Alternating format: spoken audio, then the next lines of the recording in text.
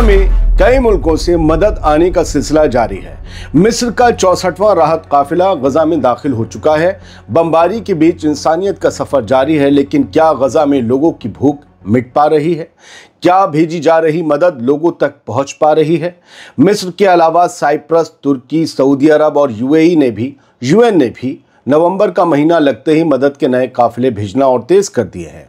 और एक Latin American मुल्क के प्रेसिडेंट ने तो खुद गजा के लिए मदद के सामानों से भरे डिब्बे पैक किए।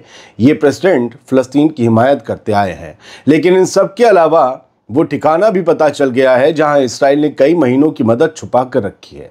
मैं इन सब की तस्वीरें आपको दिखाने जा रहा हूं, लिहाजा इस तस्वीरों के सफ़र में साथ बने रहें और पहले मिस्र से भेजी गई मदद के बारे में जान लें।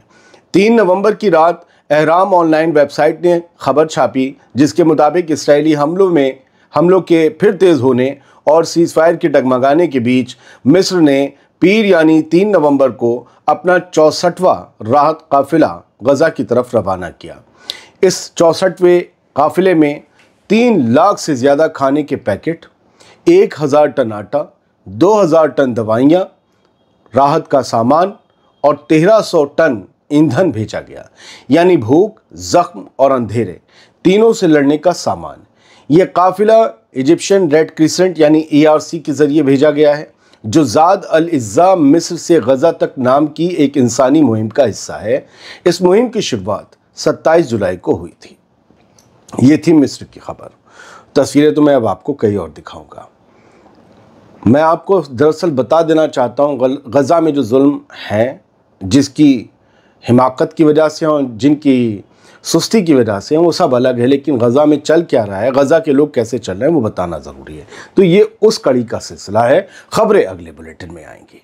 साइप्रस की बात करते हैं, जहां से गजा के लिए राहत के सामानों का जहाज़ आया है, लेकिन 940 टन मदद इसराइल के कब्जे वाले अशदोद बंदरगाह पर पहुंची है। साइप्रस से भेजी गई 940 टन की नई राहत खेप पीर को इसराइल के अशदोद बंदरगाह पर पहुंची, जहां से इसे UNOPS की निगरानी में गजा के आम लोगों तक पहुंचाया जाएगा। लेकिन क्या इसराइल इसे पूरा का पूरा गजा जाने देगा? ये एक बड़ा सवाल है। हाँ, साइप्रस की तरफ से आई मदद सिर्फ साइप्रस की नहीं है, यहाँ कई लोगों का पैसा लगा है। इस खेप में शामिल है खाने पीने का सामान और बेघरों के लिए शेल्टर इक्विपमेंट्स। ये मदद उस 27,000 टन राहत सामान में और जुड़ गई है, जो पहले ही साइप्रस मैरीटाइम कॉरिडोर के ज़रिए गजा में पहुंचाई जा चुकी है। ये पूरा काम अमाल्थिया प्लान के तहत चल रहा है, जिसमें यूनाइटेड अरब अमीरात, दुबई वाला, UNOPS और यूरोपीय यूनियन के कई मुल्क मिलकर हिस्सेदारी ले रहे हैं। यानी इस मदद में UAE और EU के पैसे भी शामिल हैं। साइप्रस ने कहा है कि वो अपने साझेदारों और इन जैसे दोस्तों के साथ मिलकर, दुबई वगैरह के साथ मिलकर, UN की निगरानी में इंसानी मदद का ये काफिला और ये सिलसिला जारी रखेगा, और जब तक गजा में ज़रूरत है समंदर से राहत जाती रहेगी। ये तस्वीरें साइप्रस की मिनिस्ट्री ऑफ फॉरेन अफेयर्स ने शेयर की। मैं इतनी बारीकी से डिटेल्स आपको यूँ देता हूँ, एक एक चीज़, एक एक तंजीम का नाम इसलिए बताता हूँ ताकि आप उसे गूगल करके ढूंढें और पता करें ये खबर एग्जिस्ट करती है या नहीं है। क्योंकि झूठ के बाज़ार में शोर बहुत मचता है, खामोशी से सच पहुंचाना मुश्किल होता है, लेकिन मैं आपको रेफरेंसेस के ज़रिए पहुंचा रहा हूं ताकि आपको सच को पहचानने और ढूंढने में कोई मुश्किल ना हो। मेरे अलावा बहुत से लोग गजा पर, फ़लस्तीन पर और इसराइल पर और इन सब ममालिक पे न्यूज़ दे रहे हैं, बहुत अच्छा काम कर रहे हैं, और उनके भी वीडियो देखा करिए। चलिए अब हम कुछ तस्वीरें देखते हैं। ये कोलंबिया के प्रेसिडेंट गुस्तावो पेत्रो हैं। वही कोलंबिया जहां फ़लस्तीन के हक और सीज़फायर की आवाज़ सबसे ज़्यादा बुलंद लेवल पर उठी थी। गुस्तावो पेत्रो जो हैं, वो गजा के लिए जाने वाले मदद के डब्बों को, पेटियों को तैयार कर रहे हैं। ये बंदा बाकायदा गजा के लिए भेजी जा रही मदद में अपना हाथ लगा रहा है और कह रहा है कि यार मैं चाहता हूँ, मैं वहाँ नहीं पहुँच सकता अभी, लेकिन वो मदद जो जा रही है उसमें मेरे हाथ लग जाएं। तो ये रेवोल्यूशनरी लव दिखाया जा रहा है, और ये मिस्र में डिब्बे पैक हो रहे हैं। ये कोलंबिया की तरफ से राहत के सामान आए हैं, मिस्र में पैक हो रहे हैं। मिस्र की लड़कियां हैं, बाकी मेंबर्स हैं, वहाँ के मिस्री इजिप्ट का जो है वो रेड क्रिसेंट है, वो लोग भी लगे हुए हैं। इजिप्शियन रेड क्रिसेंट के ही कारकुन हैं। इजिप्ट में गुस्तावो पेत्रो मौजूद हैं, वहीं पर ये मदद की पेटियां तैयार हो रही हैं। तो मिस्र से सिर्फ मिस्र की नहीं, बाकी जगह की भी जो है वो मदद आ रही है, और बाकायदा वो लिख कर साइन करके अपनी तरफ से एक रेवोल्यूशनरी लव लिखते हैं कि मतलब एक क्रांतिकारी मोहब्बत है ये गज़ा के लोगों के लिए कोलंबिया की तरफ से।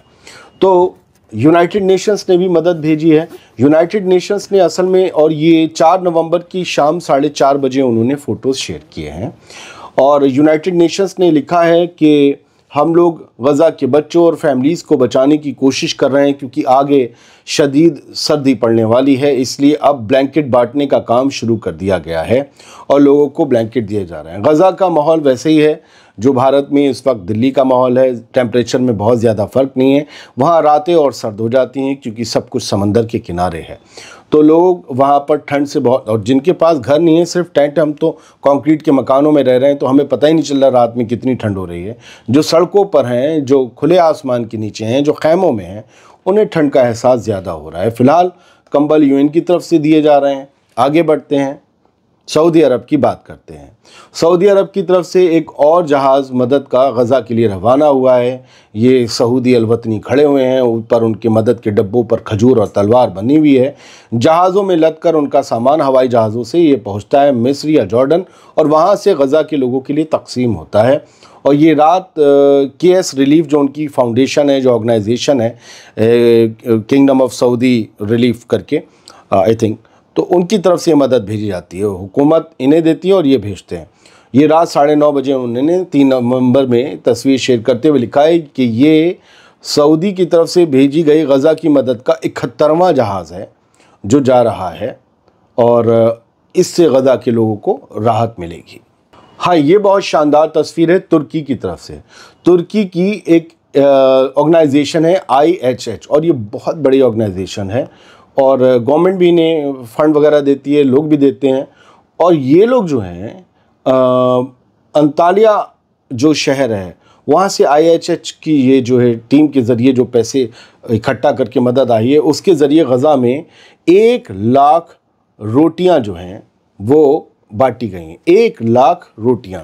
अब हर रोटी के बंडल में इन्होंने 15-20 रोटियों का पैकेट बनाया, और जो भी इन्हें मदद मिली उनसे, देखिए मदद यही होती, कोई तंजीम अगर करे मदद, तो मदद यही होनी चाहिए कि इतने बड़े लेवल पे आप करें कि बहुत से लोगों का भला हो। अब मैं मदद आपसे ले लूँ, खुद से कर दूँ, एक भगोना चावल बनवा दूँ, ये कोई फ़ायदा नहीं होगा। तो हम सबको, आपको, और जो लोग भी मदद के लिए पैसे इकट्ठे कर रहे हैं, बाकायदा और कर ही रहे होंगे, अच्छे से मदद कर रहे होंगे, तो उन लोगों को ढेर सारे पैसे इकट्ठे करके लोगों तक मदद पहुंचानी चाहिए कि गज़ा में मदद तो पहुंच रही है, लेकिन उसकी जो तादाद है वो घटा रखी है इसराइल ने, उस पर वो कर रखा है। तो ये सब रोटियों की आप तस्वीरें पैकेट्स की देख रहे थे, जो लोगों को टेंट में जाकर खबूस आई थिंक होते हैं वो बांट रहे हैं।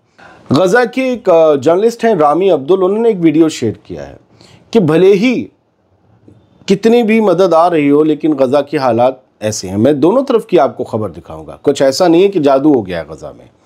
तो 40 इंटरनेशनल ऑर्गेनाइजेशंस, आपको पता ही है, MSF, ऑक्सफेम और NRC, सब लोग जो हैं ये कह चुके हैं कि इसराइल जो है लगातार 99 रिक्वेस्ट ठुकरा चुका है कि गज़ा में बड़े लेवल पर मदद भेजी जाए। उन्होंने ये तस्वीर दिखाई, और मदद ना भेजने का नतीजा ये होता है कि लंगर खानों में अब भी लोगों की कतारें ऐसे ही खाली बर्तन लेकर लगी हुई हैं, बच्चे, नौजवान, बूढ़े हैं। हाँ, वो मदद कहाँ रोकी जा रही है इसराइल में? इसराइल का एक चैनल है, चैनल 4, उसने खुद वहाँ से लाइव करके ये दिखा दिया है कि इसराइल ने इस वेयर हाउस में इतनी मदद रोक रखी है कि अगर वो हफ्ते में 5 दिन 150 ट्रक भी भेजे, इसराइल गज़ा में जाने दे, हफ्ते में सिर्फ 5 दिन, हर रोज़ 150 ट्रक जाने दे मदद, तो भी इतनी मदद है कि ये 3 महीने तक जाती रहेगी। इतने बड़े मदद रुकी, और न जाने किन किन ममालिक से गई होगी। सोचिए, जो भेजने वाले हैं वो तो बड़ा दिल दिखा रहे हैं, लेकिन इसराइल अंदर मदद नहीं जाने दे रहा। लोग इसीलिए परेशान हैं। तुर्की के कुछ लोग हैं जो लगातार गज़ा में मदद कर रहे हैं, और बताया जा रहा है कि वहाँ पर इनकी ऑर्गेनाइजेशन से जुड़े हुए लोग भी हैं, कुछ गए भी हैं अंदर, और इन्होंने ये बताया कि 3 से 4 नवंबर में ये मदद दी गई है और पैसे भेजे गए थे। तुर्की के झंडे गज़ा में लहरा रहे हैं, और उनकी ऑर्गेनाइजेशन का बाकायदा फ्लैक्सी भी लगा हुआ है, उस पर आपको फ़लस्तीन का और तुर्की का झंडा बनाया दिख रहा होगा। ओरहान उस्मान गुलू लगातार लोगों तक पका हुआ खाना पहुंचा रहे हैं और खेमे भी लगवा रहे हैं, लोगों को अच्छे मसालों का, अच्छे ऑयल में बना हुआ खाना दिया जा रहा है। बस इतनी बात थी। तस्वीरें तो बहुत है मेरे पास दिखाने को, लेकिन शायद आज के लिए इतना काफ़ी। बहुत बहुत शुक्रिया। सलामत रहिए, खुश रहिए।